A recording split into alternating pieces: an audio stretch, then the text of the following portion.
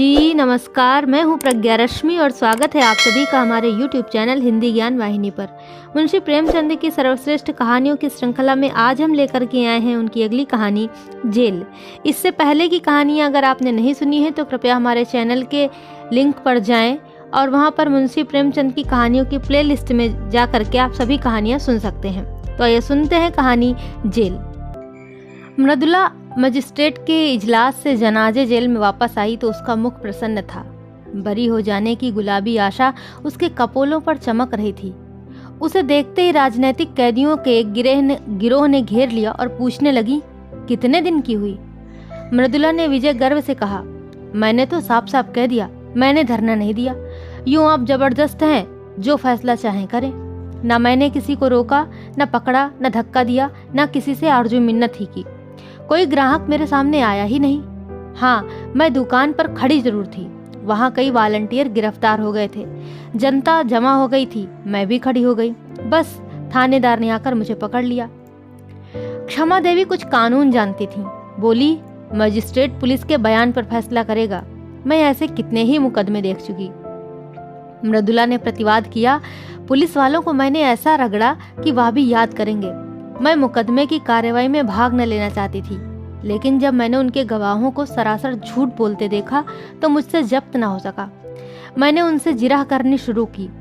मैंने भी इतने दिनों घास नहीं खोदी है, थोड़ा सा कानून जानती हूँ। पुलिस ने समझा होगा ये कुछ बोलेगी तो है नहीं, हम जो बयान चाहेंगे देंगे। लेकिन जब मैंने जिरह शुरू की तो सब बगले झांकने लगे। मैंने तीनों गवाहों को झूठा साबित कर दिया। उस समय जाने कैसे मुझे चोट सूझती गई। मजिस्ट्रेट ने थानेदार को 2-3 बार फटकार भी बताई। वह मेरे प्रश्नों का ऊल जुलूल जवाब देता था तो मजिस्ट्रेट बोल उठता था, वह जो कुछ पूछती है उसका जवाब दो, फजूल की बातें क्यों करते हो। तब मियाँ जी का मुंह जरा सा निकल आता था। मैंने सबों का मुंह बंद कर दिया। अभी साहब ने फैसला नहीं सुनाया, लेकिन मुझे विश्वास है बरी हो जाऊंगी। मैं जेल से नहीं डरती, लेकिन बेवकूफ़ भी नहीं बनना चाहती। वहाँ हमारे मंत्री जी भी थे और बहुत सी बहनें थीं। सब यही कहती थीं, तुम छूट जाओगी। महिलाएं उसे द्वेष भरी आंखों से देखती हुई चली गईं। उनमें किसी की मियाद साल भर की थी, किसी की 6 मास की। उन्होंने अदालत के सामने जबान ही न खोली थी। उनकी नीति में यह अधर्म से कम न था। मृदुला पुलिस से जिरह करके उनकी नज़रों में गिर गई थी। सजा हो जाने पर उसका व्यवहार क्षम्य हो सकता था, लेकिन बरी हो जाने में तो उसका कुछ प्रायश्चित ही न था। दूर जाकर एक देवी ने कहा, इस तरह तो हम लोग भी छूट जाते। हमें तो ये दिखाना है नौकरशाही से हमें न्याय की कोई आशा ही नहीं। दूसरी महिला बोली, यह तो क्षमा मांग लेने के बराबर है। गई तो थी धरना देने, नहीं दुकान पर जाने का काम ही क्या था। वॉलंटियर गिरफ्तार हुए थे आपकी बला से, आप वहाँ क्यों गई? मगर अब कहती है मैं धरना देने गई ही नहीं। या क्षमा मांगना हुआ, साफ साफ क्षमा मांगना हुआ। तीसरी देवी मुंह बनाकर बोली, जेल में रहने के लिए बड़ा कलेजा चाहिए। उस वक्त तो वाह लूटने के लिए आ गई, अब रोना आ रहा है। ऐसी स्त्रियों को तो राष्ट्रीय कामों के नगीच ही ना आना चाहिए। आंदोलन को बदनाम करने से क्या फायदा। केवल क्षमा देवी अब तक मृदुला के पास चिंता में डूबी खड़ी थी। उन्होंने एक उद्दंड व्याख्यान देने के अपराध में साल भर की सजा पाई थी। दूसरे जिले से 1 महीना हुआ यहीं आई थी। अभी मियाद पूरी होने में 8 महीने बाकी थे। यहाँ की 15 कैदियों में से किसी से उनका दिल न मिलता था। जरा जरा सी बातों के लिए उनका आपस में झगड़ना, बनाव सिंगार की चीज़ों के लिए लेडी वार्डनों की खुशामदें करना, घर वालों से मिलने के लिए व्यग्रता दिखलाना उसे पसंद न था। वही कुत्सा और कनफुसकियाँ जेल के भीतर भी थीं। वह आत्माभिमान जो उसके विचार में एक पॉलिटिकल कैदी में होनी चाहिए, किसी में भी न था। क्षमा उन सबों से दूर रहती थी। उससे उसके जाति प्रेम का वारा पार न था। इस रंग में पगी हुई थी, पर अन्य देवियां उसे घमंडिन समझती थीं और उपेक्षा का जवाब उपेक्षा से देती थीं। मृदुला को हिरासत में आए 8 दिन हुए थे। इतने ही दिनों में क्षमा को उससे विशेष स्नेह हो गया था। मृदुला में वह संकीर्णता और ईर्ष्या न थी, न निंदा करने की आदत, न श्रृंगार करने की धुन, न भद्दी दिल लगी का शौक। उसके हृदय में करुणा थी, सेवा का भाव था, देश का अनुराग था। क्षमा ने सोचा था इसके साथ 6 महीने आनंद से कट जाएंगे, लेकिन दुर्भाग्य यहाँ भी उसके पीछे पड़ा हुआ था। कल मृदुला यहाँ से चली जाएगी, वह फिर अकेली हो जाएगी। यहाँ ऐसा कौन है जिसके साथ घड़ी भर बैठकर अपना दुख दर्द सुनाएगी, देश चर्चा करेगी। यहाँ तो सभी के मिजाज आसमान पर हैं। मृदुला ने पूछा, तुम्हें तो अभी 8 महीने बाकी हैं बहन। क्षमा ने हसरत के साथ कहा, किसी न किसी तरह कट ही जाएंगे बहन, पर तुम्हारी याद बराबर सताती रहेगी। इसी 1 सप्ताह के अंदर तुमने मुझ पर ना जाने क्या जादू कर दिया। जब से तुम आई हो मुझे जेल न मालूम होता था। कभी कभी मिलती रहना। मृदुला ने देखा क्षमा की आंखें डबडबाई हुई थीं। ढांढस देती हुई बोली, जरूर मिलूंगी दीदी, मुझसे तो खुद न रहा जाएगा। भान को भी लाऊंगी, कहूंगी चल तेरी मौसी आई है, तुझे बुला रही है, दौड़ा हुआ आएगा। अब तुमसे आज कहती हूँ बहन, मुझे यहाँ किसी की याद थी तो भान की। बेचारा रोया करता होगा, मुझे देखकर रूठ जाएगा। तुम कहाँ चली गई? मुझे छोड़कर क्यों चली गई? जाओ, मैं तुमसे नहीं बोलता, तुम मेरे घर से निकल जाओ। बड़ा शैतान है बहन, क्षण भर निचला नहीं बैठता, सवेरे उठते ही गाता है, झन्ना ऊंता लय अमाला छलाज कमंदिल देल में है। जब एक झंडी कंधे पर रख कर कहता है ताली छला पीनी हलाम है, तो देखते ही बनता है। बाप को तो कहता है तुम गुलाम हो, वह एक अंग्रेजी कंपनी में है। बार बार इस्तीफा देने का विचार करके रह जाते हैं, लेकिन गुजर बसर के लिए कोई उद्यम करना ही पड़ेगा। कैसे छोड़े? वह तो छोड़ बैठे होते।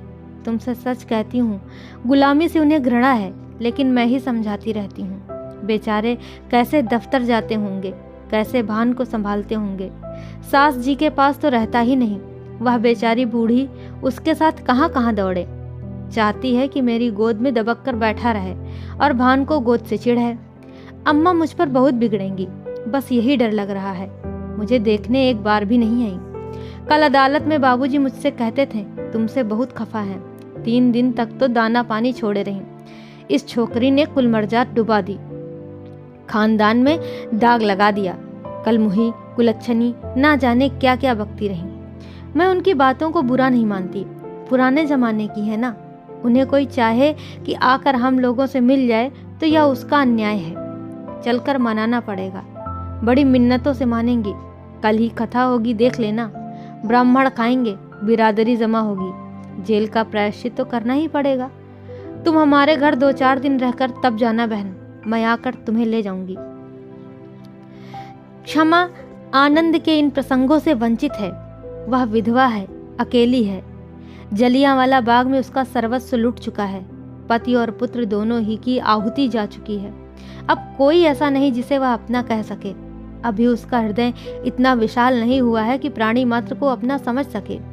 इन 10 वर्षों से उसका व्यथित हृदय जाति सेवा में धैर्य और शांति खोज रहा है।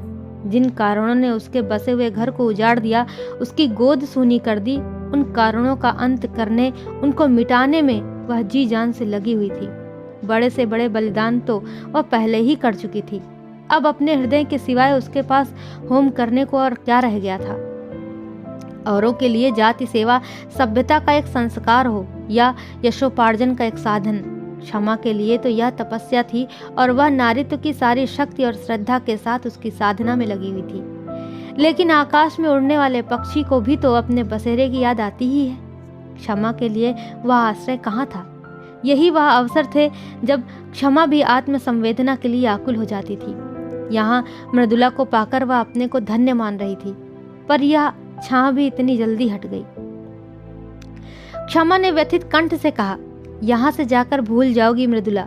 तुम्हारे लिए तो यह रेलगाड़ी का परिचय है, और मेरे लिए तुम्हारे वादे उसी परिचय के वादे हैं। कभी भेंट हो जाएगी तो या तो पहचानोगी ही नहीं, या जरा मुस्कुराकर नमस्ते करते हुई अपनी राह चली जाओगी। यही दुनिया का दस्तूर है। अपने रोने से छुट्टी ही नहीं मिलती, दूसरों के लिए कोई क्यों रोए। तुम्हारे लिए तो मैं कुछ नहीं थी, लेकिन मेरे लिए तुम बहुत अच्छी थी। मगर अपने प्रियजनों में बैठकर कभी कभी इस अभागिनी को जरूर याद कर लिया करना। भिखारी के लिए चुटकी भर आटा ही बहुत है। दूसरे दिन मजिस्ट्रेट ने फैसला सुना दिया। मृदुला बरी हो गई। संध्या समय वह सब बहनों से गले मिलकर रोकर रुलाकर चली गई, मानो मैके से विदा हुई हो। 3 महीने बीत गए, पर मृदुला एक बार भी न आई।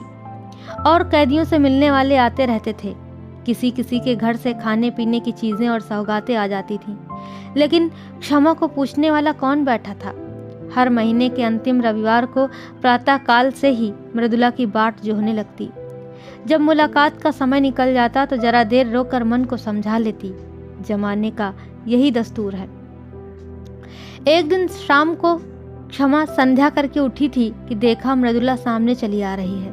ना वह रूप रंग है, ना वह कांति। दौड़कर उसके गले से लिपट गई और रोती हुई बोली, यह तेरी क्या दशा है मृदुला? सूरत ही बदल गई। क्या बीमार है क्या? मृदुला की आंखों से आंसुओं की झड़ी लगी हुई थी। बोली, बीमार तो नहीं हूं बहन, विपत्ति से बिंधी हुई हूं। तुम मुझे खूब कोस रही होगी। उन सारी निठुराइयों का प्रायश्चित करने आई हूं और सब चिंताओं से मुक्त होकर आई हूं। क्षमा कांप उठी। अंतस्तल की गहराइयों से एक लहर सी उठती हुई जान पड़ी, जिसमें उनका अपना अतीत जीवन टूटी हुई नौकाओं की भांति उतराता हुआ दिखाई दिया। रूंधे हुए कंठ से बोली, कुशल तो है बहन? इतनी जल्दी तुम यहाँ फिर क्यों आ गई? अभी तो 3 महीने भी नहीं हुए। मृदुला मुस्कुराई, पर उसकी मुस्कुराहट में रुदन छिपा हुआ था। फिर बोली, अब सब कुशल है बहन, सदा के लिए कुशल है। कोई चिंता ही नहीं रही। अब यहाँ जीवन पर्यंत रहने को तैयार हूँ। तुम्हारे स्नेह और कृपा का मूल्य अब समझ रही हूँ। उसने एक ठंडी सांस ली और सजल नेत्रों से बोली, तुम्हें बाहर की खबरें क्या ही मिली होंगी। परसों शहर में गोलियां चली। देहातों में आजकल संगीनों की नोक पर लगान वसूल किया जा रहा है। किसानों के पास रुपए नहीं है, दें तो कहाँ से दें? अनाज का भाव दिन ब दिन गिरता जाता है। 1.25 रुपए में मन भर गेहूं आता है। मेरी उम्र ही अभी क्या है। अम्मा जी भी कहती हैं कि अनाज इतना सस्ता कभी नहीं था। खेत की उपज से बीजों तक के दाम नहीं आते। मेहनत और सिंचाई इसके ऊपर। गरीब किसान लगान कहाँ से दे? उस पर सरकार का हुक्म है कि लगान कड़ाई के साथ वसूल किया जाए। किसान इस पर भी राजी है कि हमारी जमा जथा नीलाम कर लो, घर कुर्क कर लो, अपनी जमीन ले लो।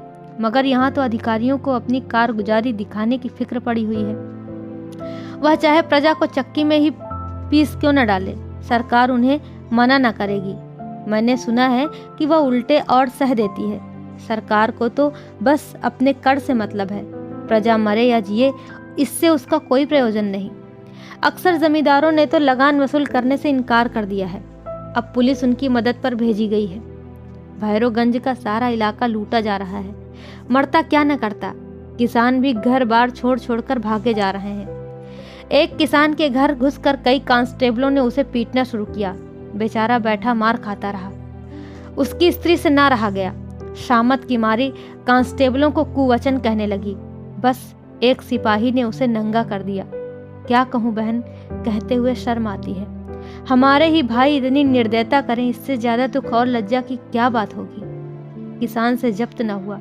कभी पेट भर गरीबों को खाना खाने को तो मिलता नहीं। इस पर इतना कठोर परिश्रम। न देह में बल है, न दिल में हिम्मत, पर मनुष्य का हृदय ही तो ठहरा। बेचारा बेदम पड़ा हुआ था। स्त्री का चिल्लाना सुनकर उठ बैठा और उस दुष्ट सिपाही को धक्का देकर जमीन पर गिरा दिया। फिर दोनों में कुस्तम कुश्ती होने लगी। एक किसान किसी पुलिस के आदमी के साथ इतनी बेअदबी करे, इसे भला वह कहीं बर्दाश्त कर सकती है? सब कांस्टेबलों ने एक गरीब को इतना मारा कि वह मर गया। क्षमा ने कहा, गांव के और लोग तमाशा देखते रहे होंगे। मृदुला तीव्र कंठ से बोली, बहन, प्रजा की तो हर तरह से मरण है। अगर 10-20 आदमी जमा हो जाते तो पुलिस कहती हमसे लड़ने आए हैं, डंडे चलाने शुरू करती, और अगर कोई आदमी क्रोध में आकर एक आध कंकड़ फेंक देता तो गोलियां चला देती। 10-20 आदमी भुन जाते, इसलिए लोग जमा नहीं होते। लेकिन जब वह किसान मर गया तो गांव वालों को तैश आ गया।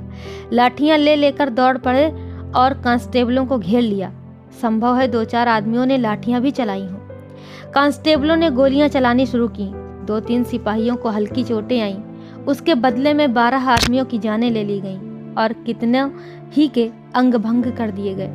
इन छोटे छोटे आदमियों को इसलिए तो इतने अधिकार दिए गए हैं कि उनका दुरुपयोग करें। आधे गांव का कत्लेआम करके पुलिस विजय के नगाड़े बजाती हुई लौट गई। गांव वालों की फरियाद भला कौन सुनता है? गरीब हैं, बेकस हैं, अपंग हैं, जितने आदमियों को चाहो मार डालो। अदालत और हाकिमों से तो उन्होंने न्याय की आशा करना ही छोड़ दिया। आखिर सरकार ही ने तो कांस्टेबलों को यह मुहिम सर करने के लिए भेजा था। वह किसानों की फरियाद क्यों सुनने लगी? मगर आदमी का दिल फरियाद किए बगैर नहीं मानता। गांव वालों ने अपने शहर के भाइयों से फरियाद करने का निश्चय किया। जनता और कुछ नहीं कर सकती, हमदर्दी तो करती है। दुख कथा सुनकर आंसू तो बहाती है। दुखियारों को हमदर्दी के आंसू भी कम प्यारे नहीं होते। अगर आसपास के गांवों के लोग जमा होकर उनके साथ रो लेते तो गरीबों के आंसू पुछ जाते। किंतु पुलिस ने उस गांव की नाकेबंदी कर रखी थी। चारों सीमाओं पर पहरे बिठा दिए गए थे। यह घाव पर नमक था, मारते भी हो और रोने भी नहीं देते। आखिर लोगों ने लाशें उठाई और शहर वालों को अपनी विपत्ति की कथा सुनाने चले। इस हंगामे की खबर पहले ही शहर में पहुंच गई थी। इन लाशों को देखकर जनता उत्तेजित हो गई और जब पुलिस के अध्यक्ष ने इन लाशों का जुलूस निकालने की अनुमति न दी तो लोग और भी चिल्लाए। बहुत बड़ा जमा हो गया। मेरे बाबूजी भी इसी दल में थे और मैंने उन्हें रोका, मत जाओ, आज का रंग अच्छा नहीं है। तो कहने लगे, मैं किसी से लड़ने थोड़े ही जाता हूँ। जब सरकार की आज्ञा के विरुद्ध जनाजा चला तो 50,000 आदमी साथ थे। उधर 500 सशस्त्र पुलिस रास्ता रोके खड़ी थी। सवार, प्यादे, सार्जेंट, पूरी फौज थी। हम निहत्थों के सामने इन नामर्दों को तलवारें चमकाते और झंकारते शर्म भी नहीं आती। जब बार बार पुलिस की धमकियों पर भी लोग न भागे तो गोलियां चलाने का हुक्म हो गया। घंटे भर बराबर फायर होते रहे, पूरे घंटे भर तक। कितने मरे, कितने घायल हुए, कौन जानता है। मेरा मकान सड़क पर है। मैं छज्जे पर खड़ी दोनों हाथों से दिल थामे कांपती थी। पहली बाढ़ चलते ही भगदड़ पड़ गई। हजारों आदमी बदहवास भागे चले आ रहे थे। बहन, वह दृश्य अभी तक आंखों के सामने है। कितना भीषण, कितना रोमांचकारी और कितना लज्जास्पद। ऐसा जान पड़ता था कि लोगों के प्राण आंखों से निकले पड़ते हैं। मगर इन भागने वालों के पीछे वीर व्रतधारियों का दल था, जो पर्वत की भांति अटल खड़ा छातियों पर गोलियां खा रहा था और पीछे हटने का नाम न लेता था। बंदूकों की आवाजें साफ सुनाई देती थी और हर एक धाए धाए के बाद हजारों गलों से जय की गहरी गगनभेदी ध्वनि निकलती थी। उस ध्वनि में कितनी उत्तेजना थी, कितना आकर्षण, कितना उन्माद। बस यही जी चाहता था कि जाकर गोलियों के सामने खड़ी हो जाऊं और हंसते हंसते मर जाऊं। उस समय ऐसा भान होता था कि मर जाना कोई खेल है। अम्मा जी कमरे में भान को लिए मुझे बार बार भीतर बुला रही थी। जब मैं ना गई तो वह भान को लिए हुए छज्जे पर आ गई। उसी वक्त 10-12 आदमी एक स्ट्रेचर पर हृदयस्थ की लाश लिए हुए द्वार पर आए। अम्मा की उन पर नजर पड़ी, समझ गई। मुझे तो सकता सा हो गया। अम्मा ने जाकर एक बार बेटे को देखा, उसे छाती से लगाया, चूमा, आशीर्वाद दिया और उन्मत्त दशा में चौरास्ते की तरफ चली, जहां से अब भी धाएं और जय की ध्वनि बारी बारी से आ रही थी। मैं हतबुद्धि सी खड़ी कभी स्वामी की लाश को देखती, कभी अम्मा को। ना कुछ बोली, ना जगह से हिली, ना रोई, ना घबराई। मुझ में जैसे स्पंदन ही न था, चेतना जैसे लुप्त हो गई हो। क्षमा ने पूछा, तो क्या अम्मा भी गोलियों के स्थान पर पहुंच गईं? मृदुला ने कहा, हाँ, यही तो विचित्रता है बहन। बंदूक की आवाजें सुनकर कानों पर हाथ रख लेती थी, खून देखकर मूर्छित हो जाती थी। वही अम्मा वीर सत्याग्रहियों की सफों को चीरती हुई सामने खड़ी हो गई और एक ही क्षण में उनकी लाश भी जमीन पर गिर पड़ी। उनके गिरते ही योद्धाओं का धैर्य टूट गया, व्रत का बंधन टूट गया। सभी के सिरों पर खून सा सवार हो गया। निहत्थे थे, अशक्त थे, पर हर एक अपने अंदर अपार शक्ति का अनुभव कर रहा था। पुलिस पर धावा कर दिया। सिपाहियों ने इस बाढ़ को आते देखा तो होश जाते रहे, जाने लेकर भागे, मगर भागते हुए भी गोलियां चलाते जाते थे। भान छज्जे पर खड़ा था, ना जाने किधर से गोली आकर उसकी छाती में लगी। मेरा लाल वहीं पर गिर पड़ा, सांस तक न ली, मगर मेरी आंखों में अब भी आंसू न थे। मैंने प्यारे भान को गोद में उठा लिया। उसकी छाती से खून के फव्वारे निकल रहे थे। मैंने उसे जो दूध पिलाया था उसे वह खून से अदा कर रहा था। उसके खून से तर कपड़े पहने हुए मुझे वह नशा हो रहा था जो शायद उसके विवाह में गुलाल से तर रेशमी कपड़े पहनकर भी न होता। लड़कपन, जवानी और मौत, तीनों मंजिलें एक ही हिचकी में तमाम हो गई। मैंने बेटे को बाप की गोद में लिटा दिया।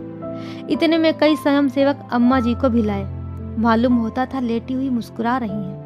मुझे तो रोकती रहती थी और खुद इस तरह जाकर आग में कूद पड़ी मानो वह स्वर्ग का मार्ग है। बेटे ही के लिए जीती थी, बेटे को अकेला कैसे छोड़ती। जब नदी के किनारे तीनों लाशें एक ही चिता पर रखी गईं, तब मेरा सकता टूटा, होश आया। एक बार जी में आया चिता में जाकर बैठूं। सारा कुनबा एक साथ ईश्वर के दरबार में जा पहुंचे, लेकिन फिर सोचा तूने अभी ऐसा कौन काम किया है जिसका इतना ऊंचा पुरस्कार मिले। बहन, चिता की लपटों में मुझे ऐसा मालूम हो रहा था कि अम्मा जी सचमुच भान को गोद में लिए बैठी मुस्कुरा रही हैं और स्वामी जी खड़े मुझसे कह रहे हैं तुम जाओ और निश्चिंत होकर काम करो। मुख पर कितना तेज था, रक्त और अग्नि ही में तो देवता बसते हैं। मैंने सिर उठाकर देखा, नदी के किनारे ना जाने कितनी चिताएं जल रही थी। दूर से वह चितावली ऐसी मालूम होती थी मानो देवता ने भारत का भाग्य गढ़ने के लिए भट्टियां जलाई हों। जब चिताएं राख हो गईं तो हम लोग लौटे, लेकिन उस घर में जाने की हिम्मत न पड़ी। मेरे लिए अब वह घर घर न था। मेरा घर तो अब यह है जहाँ बैठी हूँ, या फिर वही चिता। मैंने घर का द्वार भी नहीं खोला, महिला आश्रम में चली गई। कल की गोलियों में कांग्रेस कमेटी का सफाया हो गया था। यह संस्था बागी बना डाली गई थी। उसके दफ्तर पर पुलिस ने छापा मारा और उस पर अपना ताला डाल दिया। महिला आश्रम पर भी हमला हुआ, उस पर अपना ताला डाल दिया गया। हमने एक वृक्ष की छांव में अपना नया दफ्तर बनाया और स्वच्छंदता के साथ काम करते रहे। यहाँ दीवारें हमें कैद न कर सकती थीं। हम भी वायु के समान मुक्त थे। संध्या समय हमने एक जुलूस निकालने का फैसला किया। कल के रक्तपात की स्मृति, हर्ष और मुबारकबाद में जुलूस निकालना आवश्यक था। लोग कहते हैं जुलूस निकालने से क्या होता है। इससे यह सिद्ध होता है कि हम जीवित हैं, अटल हैं और मैदान से हटे नहीं हैं। हमें अपने हार न मानने वाले आत्माभिमान का प्रमाण देना था। हमें यह दिखाना था कि हम गोलियों और अत्याचारों से भयभीत होकर अपने लक्ष्य से हटने वाले नहीं, और हम उस व्यवस्था का अंत करके रहेंगे जिसका आधार स्वार्थपरता और खून पर है। उधर पुलिस ने भी जुलूस को रोककर अपनी शक्ति और विजय का प्रमाण देना आवश्यक समझा। शायद जनता को धोखा हो गया हो कि कल की दुर्घटना ने नौकरशाही का नैतिक ज्ञान जागृत कर दिया है। इस धोखे को दूर करना उसने अपना कर्तव्य समझा। वह यह दिखा देना चाहती थी कि हम तुम्हारे ऊपर शासन करने आए हैं और शासन करेंगे। तुम्हारी खुशी या नाराजगी की हमें परवाह नहीं है। जुलूस निकालने की मनाही हो गई। जनता को चेतावनी दे दी गई कि खबरदार जुलूस में ना आना, नहीं तो दुर्गति होगी। इसका जनता ने वह जवाब दिया जिसने अधिकारियों की आंखें खोल दी होंगी। संध्या समय 50,000 आदमी जमा हो गए। आज का नेतृत्व मुझे सौंपा गया था। मैं अपने हृदय में एक विचित्र बल और उत्साह का अनुभव कर रही थी। एक अबला स्त्री जिसे संसार का कुछ ज्ञान नहीं, जिसने कभी घर से बाहर पांव नहीं निकाला, आज अपने प्यारों के उत्सर्ग की बदौलत उस महान पद पर पहुंच गई थी जो बड़े बड़े अफसरों को भी, बड़े से बड़े महाराजा को भी नहीं प्राप्त। मैं इस समय जनता के हृदय पर राज कर रही थी। पुलिस अधिकारियों की इसलिए गुलामी करती है कि उसे वेतन मिलता है। पेट की गुलामी उससे सब कुछ करवा लेती है। महाराजा का हुक्म लोग इसलिए मानते हैं कि उससे उपकार की आशा या हानि का भय होता है। यह अपार जनसमूह क्या मुझसे किसी फायदे की आशा रखता था?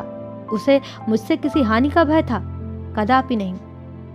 फिर भी वह कड़े से कड़े हुक्म को मानने के लिए तैयार था, इसलिए कि जनता मेरे बलिदानों का आदर करती थी, इसलिए कि उनके दिलों में स्वाधीनता की जो तड़प थी, गुलामी के जंजीरों को तोड़ देने की जो बेचैनी थी, मैं उस तड़प और बेचैनी की सजीव मूर्ति समझी जा रही थी। निश्चित समय पर जुलूस ने प्रस्थान किया। उसी वक्त पुलिस ने मेरी गिरफ्तारी का वारंट दिखाया। वारंट देखते ही तुम्हारी याद आई। पहले तुम्हें मेरी जरूरत थी, अब मुझे तुम्हारी जरूरत है। उस वक्त तुम मेरी हमदर्दी की भूखी थी, अब मैं तुमसे सहानुभूति की भिक्षा मांग रही हूँ। मगर मुझमें अब लेश मात्र भी दुर्बलता नहीं है। मैं चिंताओं से मुक्त हूँ। मजिस्ट्रेट जो कठोर से कठोर दंड प्रदान करे उसका स्वागत करूंगी।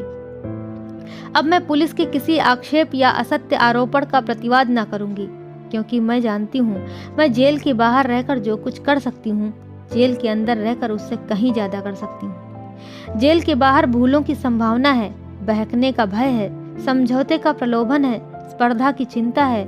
जेल सम्मान और भक्ति की एक रेखा है जिसके भीतर शैतान कदम नहीं रख सकता। मैदान में जलता हुआ अलाव वायु में अपनी उष्णता को खो देता है, लेकिन इंजन में बंद होकर वही आग संचालक शक्ति का अखंड भंडार बन जाती है। तब तक अन्य देवियां भी आ पहुंची और मृदुला सबसे गले मिलने लगी। फिर भारत माता की जय ध्वनि जेल की दीवारों को चीरती हुई आकाश में जा पहुंची। तो यह स्वतंत्रता संग्राम आंदोलन की एक महत्वपूर्ण घटना है, जिसने अंग्रेजों की बर्बरता का एक ऐसा चित्रण किया है जिसे सुनकर रोंगटे खड़े हो जाना स्वाभाविक है। तो आशा करते हैं आपको जरूर अच्छी लगी होगी ये कहानी। ऐसी ही बेहतरीन कहानियों को सुनने के लिए आप हमारे चैनल के साथ जुड़े रहिए। अभी तक आपने हमारे चैनल को सब्सक्राइब नहीं किया है तो कृपया हमारे चैनल को लाइक, शेयर और सब्सक्राइब जरूर करें। बेल आइकन को प्रेस करना बिल्कुल ना भूलें, जिससे कि आपको आने वाली बेहतरीन कहानियाँ समय पर और सबसे पहले मिल सकें। बहुत बहुत धन्यवाद। नमस्कार।